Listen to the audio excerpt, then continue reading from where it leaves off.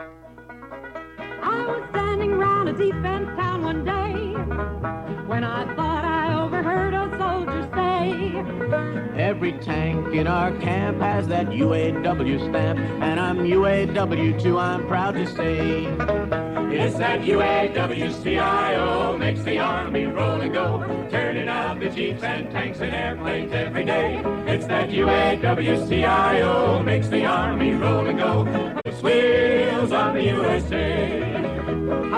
Sister Dorothy Haener, a dedicated trade unionist, champion of women's rights, and a dear friend, will retire this year, leaving a legacy of 30 years of union, political, and social activism. Dorothy, you deserve our thanks and appreciation for your work as a pioneer in women's rights and a fighter for true equality for all. The results of your efforts have been substantial economic and political gains for working women and men. We are here today to honor you and to note your many achievements. Here we see your parents on their wedding day. While you were but a twinkle in their eyes, I feel sure the twinkle was bright, shining with the promise of a life dedicated to improving the circumstances of others. Dorothy was born in New Boston, Michigan in 1917. Here we see your family home. The original structure was destroyed by fire in 1942. A new home which still stands was built on the same site.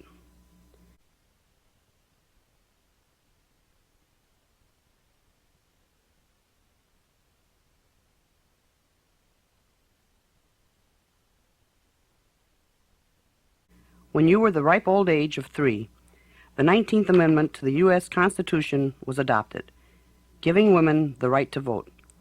It's as if they knew you had arrived and realized it was about time. A few years later, in 1923, when you were 6 and attending grade school, the Equal Rights Amendment was introduced in Congress for the first time. Here we see Dorothy in her 8th grade graduation picture.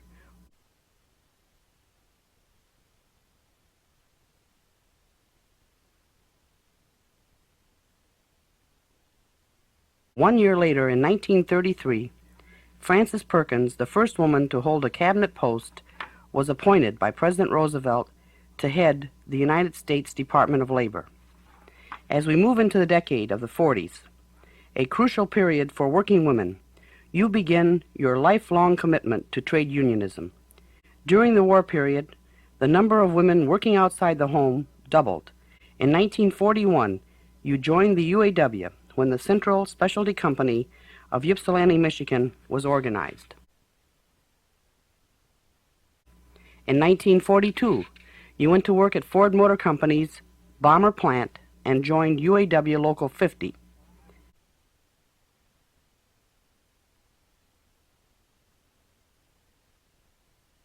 Later, you worked at the Kaiser Fraser Corporation in Willow Run, Michigan, and became active in Local 142, serving in a number of elected and appointed positions, including a member of your local's collective bargaining committee and delegate to the union's constitutional convention.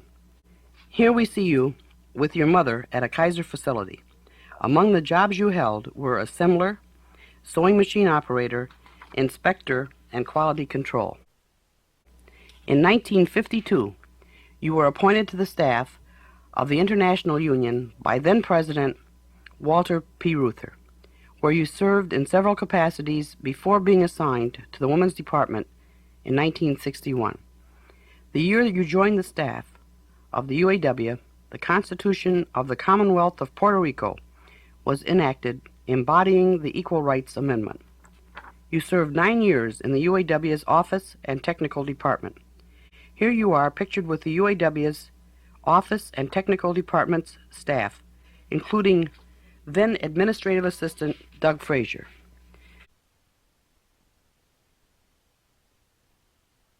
The 1960s brought strife and turmoil to our country. As a result of the social and political unrest of the decade, new laws protecting the rights of women and minorities were adopted. you served on the White House Conference of Equal Pay, a group whose efforts led to the passage of the Equal Pay Act of 1963. During that period, you presented testimony before the U.S. House Labor Committee in favor of equal pay legislation. Here you are pictured with several members of Congress. Your efforts aided the passage of the Equal Pay Act.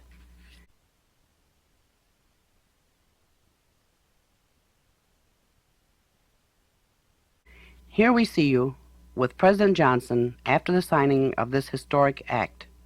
In 1964, Title VII of the Civil Rights Act was adopted, prohibiting discrimination in employment because of sex, race, color, religion, and national origin. That same year, you visited Japan as an American specialist under the U.S. Departments of State and Labor's Cultural Exchange Program.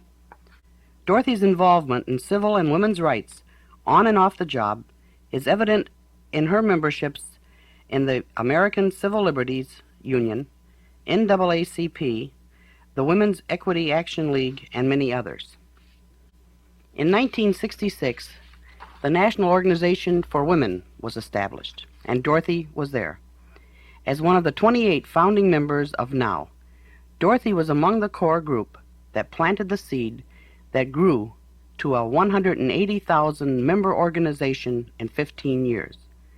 NOW's commitment to equality and fairness in seeking ratification of the ERA continues. The mid-60s, you are pictured with your colleagues on the Women's Department staff, in addition to responding to requests from regions and locals. The department provides information on issues and legislation affecting women workers. The department, with the quiet and sensible encouragement of Dorothy, has been a strong and steady force in bringing issues concerning working women to the forefront of our union's agenda. Dorothy and a former department staff member, Seal Kerrigan, at the convention in Atlantic City.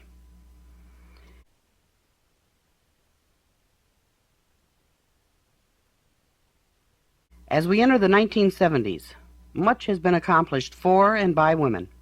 In 1972, the U.S. Congress overwhelmingly passed the ERA and sent it on to the states for ratification.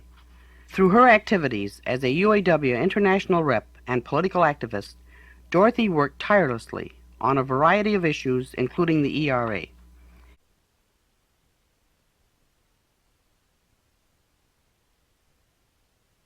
As evidence of her commitment, in 1973, she was named Labor Woman of the Year by the Michigan Federation Business and Professional Women's Clubs. Recognizing this achievement, the Michigan Senate adopted a resolution honoring Dorothy. Her family shared in the pride of this occasion. She is pictured here with her family.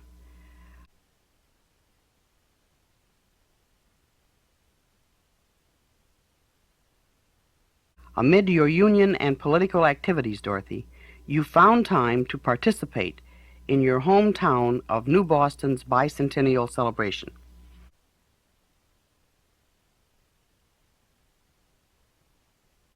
As plans were made for the 1975 UN International Women's Year Conference in Mexico City, you were, as ever, right out front. You attended this historic event as a speaker and delegate. In 1977, you were appointed by President Carter to serve as a commissioner to the IWI and help plan the Houston Conference. President Carter recognized your contributions and presented you with a plaque expressing his appreciation. Spending time with your family, which includes 27 nieces and nephews and 45 great-nieces and nephews, is a special time for you. I understand you have had a profound influence on these young members of your family who look to you for guidance. I can think of no better model or example of the human spirit at its best than your works and good deeds.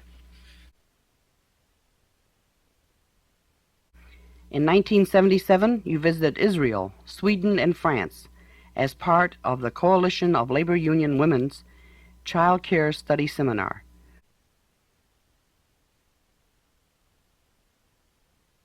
bringing back new concepts for more comprehensive child care.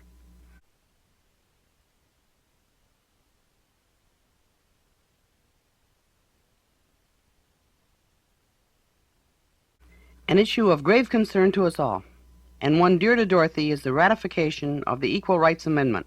In 1977, you joined thousands of men, women, and children from across the country in the ERA March on the nation's capital.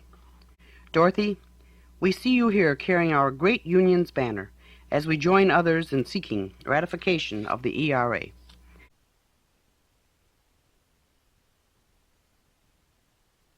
As co-chair of the Michigan Task Force on Sexual Harassment in the Workplace, you have worked to foster an understanding that sexual harassment is another form of discrimination, one that will not be tolerated by working women or fair-minded men. As we face the complexities of the 1980s, Dorothy and her colleagues on staff continue to explore solutions to the economic inequities facing working women.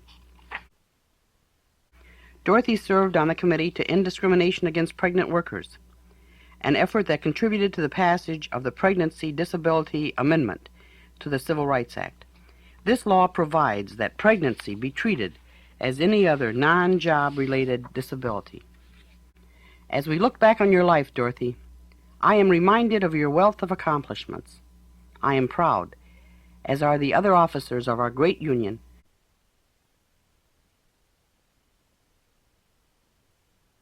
to have worked side by side with you in an effort to eliminate discrimination and a disparity in treatment of men and women.